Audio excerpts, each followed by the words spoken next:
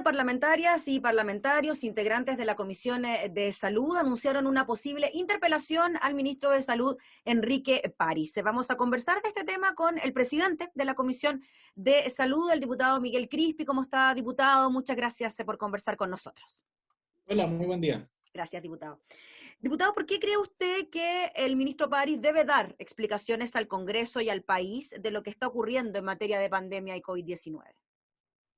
A ver, mira, yo creo que hay una realidad que no se está mostrando con suficiente centralidad, que es lo que está pasando en los hospitales y en los centros de salud familiar. Lo que vemos todos los días en los informes epidemiológicos es una avalancha de datos, de rankings, de muchos de ellos que son datos un poco alentadores, ¿no? Respecto a la vacunación, cuando nos comparamos con los países vecinos. Pero si tú vas a un hospital público, te vas a encontrar con otra realidad. Te vas a encontrar con que no hay camas disponibles el día lunes. Bueno, llevo todo este tiempo visitando los hospitales en mi distrito, el Sotero del Río, el Hospital La Florida. El lunes estuve en el Padre Hurtado, que está en San Ramón. El San Ramón tiene 70 hospitalizados en la urgencia. No en la urgencia. Y pacientes que están sentados esperando que ni siquiera tienen una cama en la urgencia.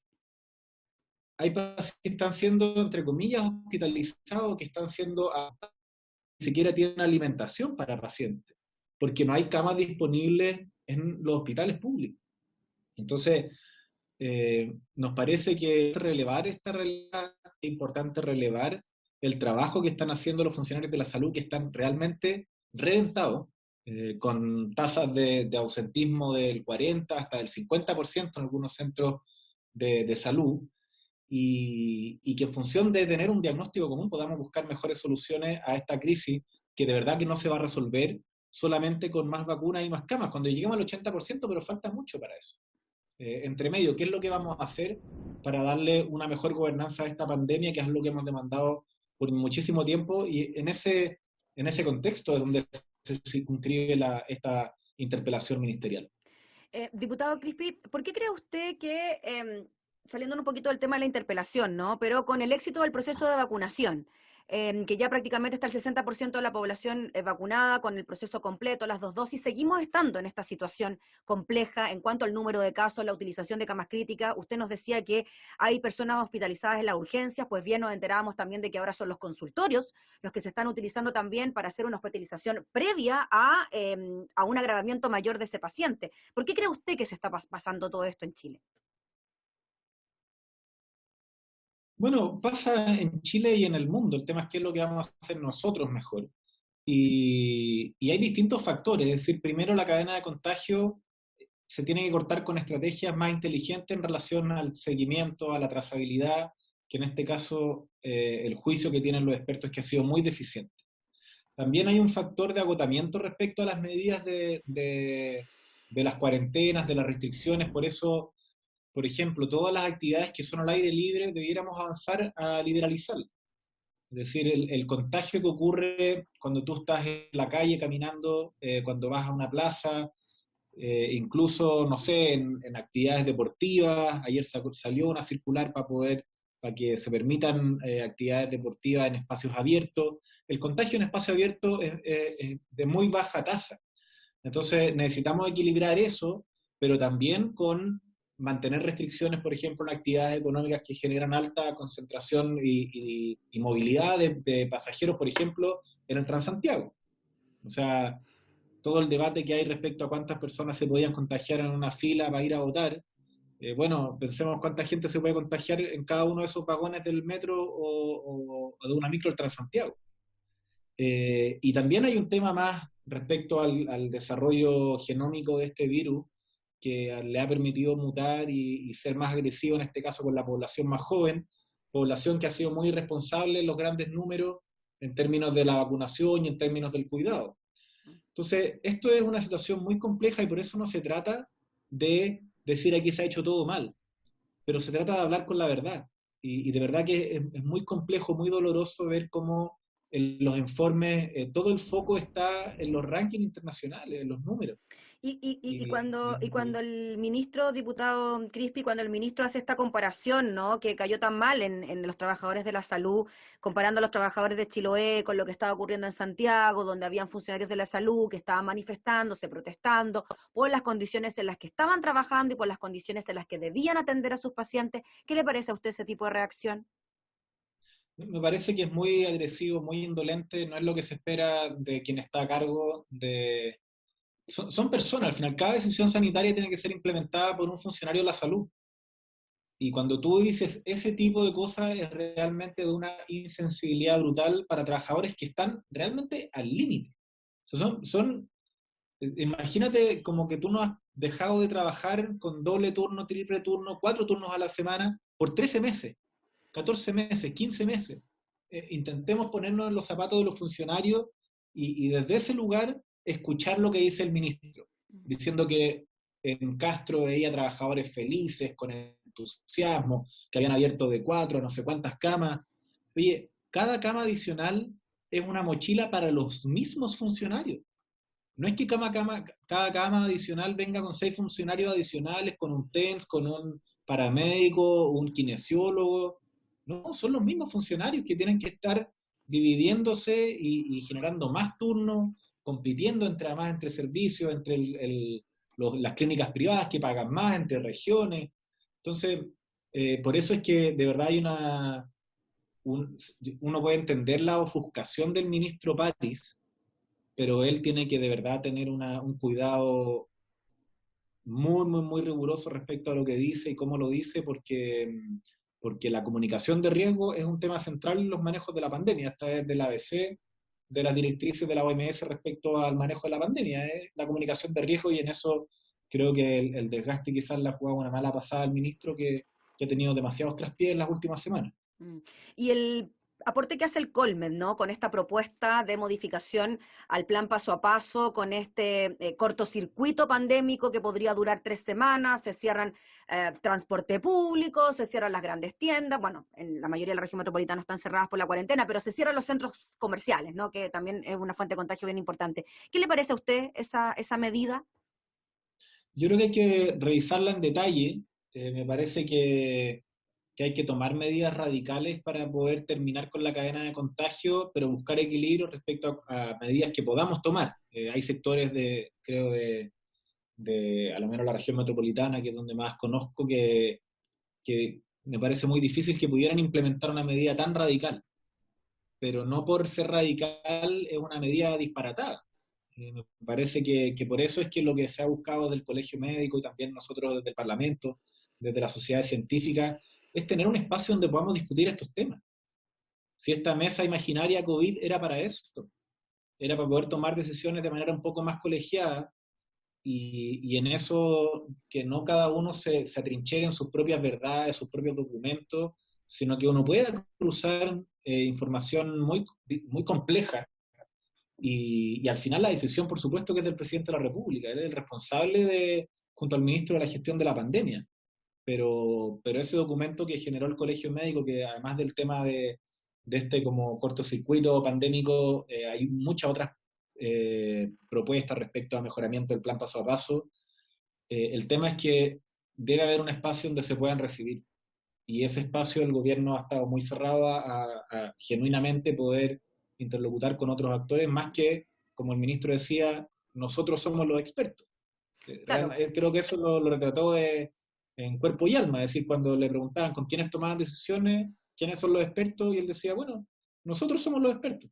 Entonces así es muy difícil poder colaborar. Y que las decisiones de las cuarentenas las tomaban con el presidente de la República, ¿no? Diciendo qué comuna iba a cuarentena Claro. y qué comuna no. Diputado, y en cuanto a la interpelación, ¿por qué cree usted que la interpelación es el mecanismo para que en esta oportunidad el ministro París dé explicaciones? Se lo pregunto por las declaraciones del ministro Belolio, quien dijo que hay un interés político en esta interpelación y defiende al titular de salud, quien, según él, ha estado más de 50 veces en el Congreso dando explicaciones. Bueno, yo creo que Belolio fue diputado, le entiende perfectamente el alcance que tiene una interpelación, que es generar un diálogo republicano con las autoridades del gobierno. Yo creo que francamente, si el gobierno interpreta en cada acción que hace la oposición como algo que tiene un interés político, bueno, les va a seguir yendo como les va. O sea, no logran encontrar el camino porque cada cosa que no se les ocurre a ellos pareciera ser un ataque, una conspiración o un interés político. Y acá el interés que tenemos es el mismo que persigue el gobierno y es el mismo que persigue el colegio médico, las sociedades científicas, los trabajadores de la salud, que es encontrar mejores respuestas, sin nadie creerse dueño de la verdad. Pero la respuesta a mí me sorprende un poco que frente a una interpelación, que es un espacio que debiera ser mucho más frecuente. Aquí debieran haber interpelaciones todas las semanas, en que debiéramos estar dialogando con los ministros de las distintas ramas, debiera ser algo más en los sistemas parlamentarios, esto es todos los días. Y no es un escándalo, no es un show, no, un acto republicano de dos poderes independientes que dialogan. Entonces yo lamento realmente la reacción de, del ministro Belolio y de parte del oficialismo que ha reaccionado muy a la defensiva de algo que en otras ocasiones, cuando uno dice vamos a hacer una acusación, ellos dicen, bueno, pero ¿por qué no usan la interpelación? Que esa es la herramienta. Cuando uno hace una interpelación, es que ¿por qué no van a la comisión? Y cuando uno los invita a la comisión, bueno, pero ¿por qué no invitan a otra? Siempre hay una respuesta. Yo espero que esto se pueda realizar y que sea un acto y un hito republicano que nos permita ir en profundidad de ciertos temas que son de total interés de la ciudadanía. Sí, diputado Crispi, el 30 de junio se vence el plazo ya del estado de catástrofe que rige en nuestro país con toque de queda incluido, muy criticado por lo demás. Eh, ¿Usted cree que la interpelación podría ser antes de ese 30 de junio, considerando que los mismos diputados y diputadas tienen que tomar una decisión sobre la ampliación del estado de catástrofe? Sí, yo espero que sea antes. Nosotros estamos trabajando un texto, deberíamos tenerlo esta semana, deberíamos buscar la firma durante el día martes y lo más temprano durante la próxima semana poder ingresar la interpelación y de ahí en más son 10 días. Vamos a estar bien al filo, pero lo ideal claramente sería que fuera antes para que parte de esa interpelación tenga que ver con el estado de excepción y realmente mi posición ahí es que hay, salvo el tema de ciertos beneficios y ayudas sociales que están vinculados al estado de excepción, para las cuales podríamos generar modificaciones, es decir, el tema del postnatal, uno podría hacer una modificación expresa a la ley que dijera en contextos de alerta sanitaria producto del COVID. Se acaba el problema. O sea, no es un problema. Lo Si mismo con uno las quiere, entregas, lo mismo con las ayudas sociales, ¿no? Que también están de alguna claro, manera condicionadas con el estado de catástrofe. claro, pero eso no hay un problema si hay voluntad política para modificar todas esas normas en una sola ley, se podría hacer fácil. Yo creo que hay un tema con la restricción de la movilidad y de cuáles medidas son más efectivas. Y en eso el toque de queda realmente no tiene ninguna justificación. Si el problema son los encuentros en casa Mm. y los encuentros domiciliarios, tú puedes mantener los aforos y mantener su control sin toque de queda. Entonces, no podemos normalizar un estado donde realmente nos sorprende cuando podemos salir a la calle sin pedir un permiso. Eso no está bien para la democracia, si esto tenemos que poder equilibrar las cosas y en eso nosotros esperamos que este estado de excepción termine y que podamos a la vez hacer modificaciones para que todas las ayudas sociales se mantengan. Finalmente, diputado Crispi, ya estamos a mitad de año, ha pasado un año y medio de pandemia. ¿Cuál cree usted que pudiese ser un buen mecanismo para que ya los números comiencen a disminuir y que de alguna manera podamos vivir lo que están viviendo naciones europeas o países como Estados Unidos, donde gracias al proceso de vacunación, la gestión que pueden haber hecho, ya están, incluso en Nueva York tiraban fuegos artificiales ayer, ¿no? De que se había acabado el COVID, es bien impresionante, ¿no? ¿Cómo cree usted que se puede llegar a eso? Yo creo que no hay una respuesta única, no es ni las vacunas, ni las camas críticas, ni la trazabilidad, pero mi preocupación particular hoy día de verdad tiene que ver con quienes ejecutan todas estas decisiones. Yo creo que los trabajadores de la salud, tú no les puedes exigir más que lo que hace el gobierno todos los días si es que a la vez no les da ciertos apoyos. Entonces, todo el tema de mejorar la trazabilidad, de mejorar el cuidado, de cuidarnos de nuevas cepas, que yo creo que es un tema bien complejo porque uno como que va ganando una batalla y luego se te mete una nueva cepa y te ves como súper desprotegido respecto a los mensajes que has dado antes.